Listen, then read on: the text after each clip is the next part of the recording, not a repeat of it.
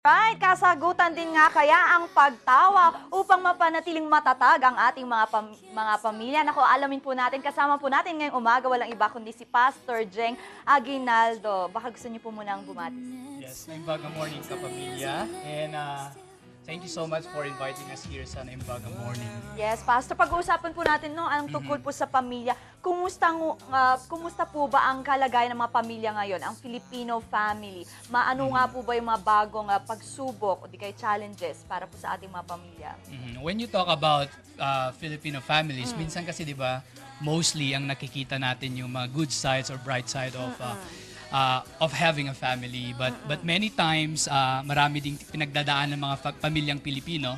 And yun ang pinaka-concern natin ngayon na gusto nating solusyonan, na tulungan natin sila na pagtibayin pa ang kanilang mga relationships. Kaya parang gusto nating malaman, tulungan sila in a way on how they could communicate to one another, especially husbands and wives. Kasi ngayon, if they lack communication, sometimes it leads to misunderstanding. Alam mo yung when you don't know your wife, you don't know your husband, many times kasi, kung hindi mo alam yung wiring niya, hindi kayo magkakaintindihan. Parang sa cellphone po, no? Naka-caps lock yung asawa po ninyo. Akala niya galit. Yes. Mamaya nag-aaway na po sila. So, mga yan yung mga dahil sa isang salita lang, maglilid doon sa misunderstanding. And secondly, yung iba sa atin siguro, they've been married for 10 or 20 years and minsan stuck na sila sa marriages nila and they're thinking, ano kaya yung solusyon or principles na kailangan pa naming malaman para sa ganun mapatibay ang aming relationship.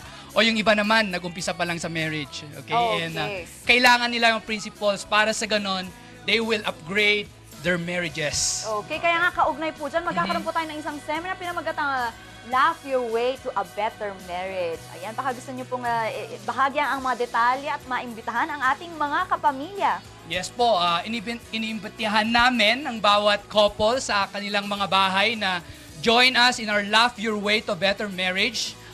Starting July 27 until August 24. Gagawin po natin to for 5 weeks, 5 Fridays. Wow. It will be a fun 5 Fridays, okay? And magaganap ito sa Victory Wright Park sa may Albergo Hotel from 6 p.m.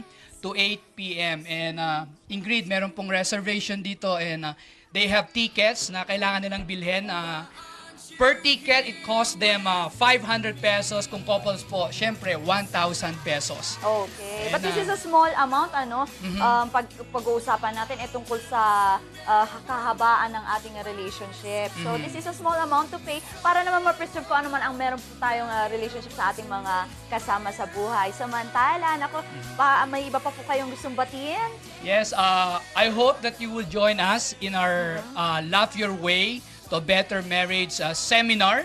Sometimes kasi pag inisip nating seminar, no, intimidating, pero sabihin po namin, this will be a fun-filled experience sa inyong lahat. Kaya join us, inclusive po yung mga materials, sa mga prizes doon para sa inyo. And there would be a dinner party sa August 24, last Friday ng event natin. So, for more information, tawagan nyo lang po kami sa 424-7607 or 619-0185.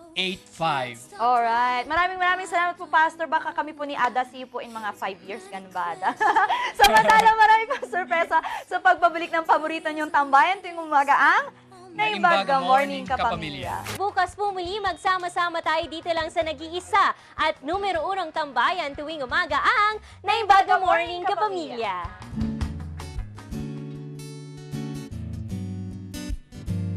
Di mo lang alam, ako yung nasaktan. Baka sakali lang maisip mo naman, hindi mo lang alam kahit tagal na panahon.